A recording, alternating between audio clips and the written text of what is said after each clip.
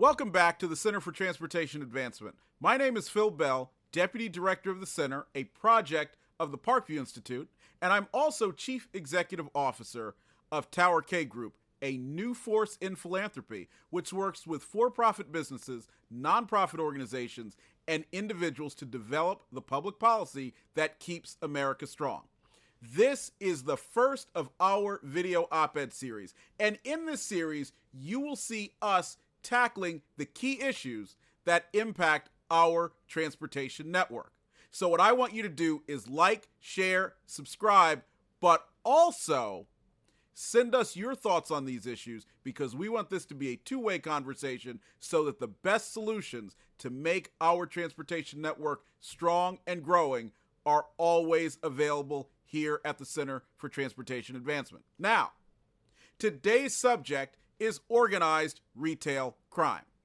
Most of us probably became aware of this over the past few years when a raft of videos on every social media platform came out showing people swarming stores, whether it's a place like Walmart, whether it's a jewelry store, or otherwise, and stealing as much as they can and running away.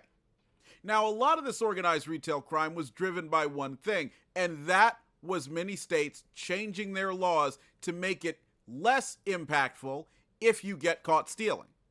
Up until then, you generally had theft taking place with individuals who needed something and didn't have the money to pay for it, or were simply brazen enough to take it and tried to run away.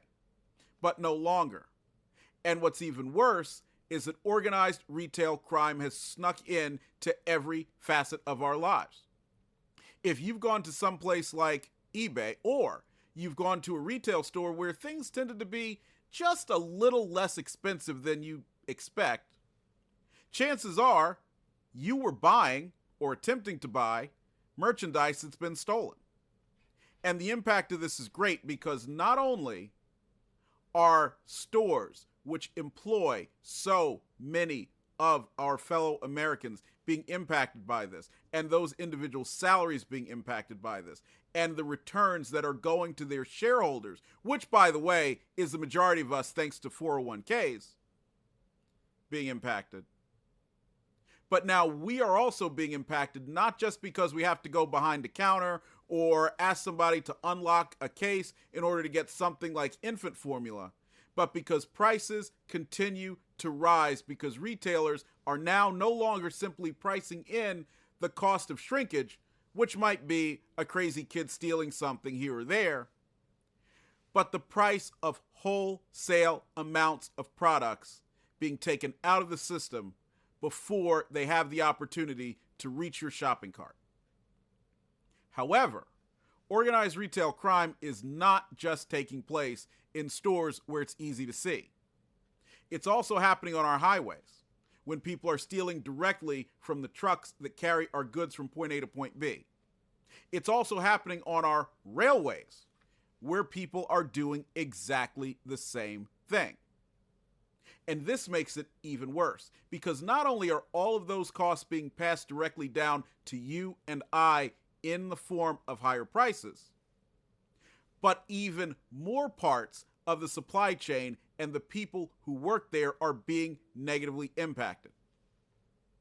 Think about railroad workers. These are people who have union jobs. These are people that work hard every day, because as beautiful as trains are, they're very large and they're very difficult to operate. These are highly trained individuals who spend years honing their craft. They spend years making sure that products can move safely. And suddenly now, their employers, who spend the majority of their money paying salaries, are being impacted by organized retail crime, when even in broad daylight, places like Chicago, you have gangs coming up, opening up containers, and stealing all of these items again before they have a chance to reach your shopping cart. And the same goes for truckers. Trucks are magnificent, but they're very difficult to operate and very difficult to learn how to operate safely. And these drivers, many of whom are independent contractors, are suddenly now being subject to the same losses.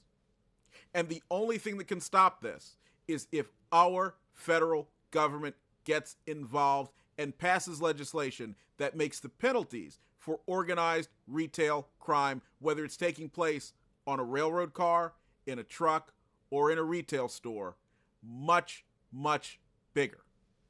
There must be a deterrent to make sure it is understood that these items are here to be sold voluntarily and not stolen. Thankfully, there is positive legislation on the horizon, and that is coming from both the U.S. House and the U.S. Senate.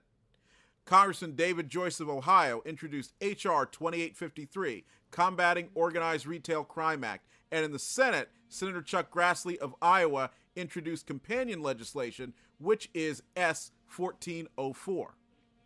These pieces of legislation are moving, but they need your help. In the Senate, there are 41 co-sponsors, and we need over 50. In the House, there are 194 co-sponsors, and we need more than 218. So if this is within your voice, I want you to call your member of Congress and ask them if they are a co-sponsor of this legislation. If not, ask them to jump on the bill immediately and ask the Speaker of the House and the Leader of the Senate to put it on the floor as soon as possible.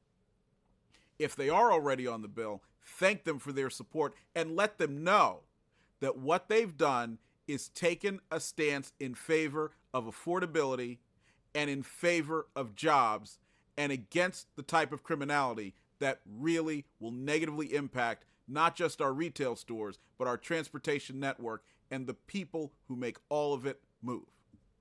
So as always, please visit us at the Center for Transportation Advancement website, www.c4TA.org. And also subscribe to us on every social media platform. Thank you for tuning in, and we will see you with the next episode.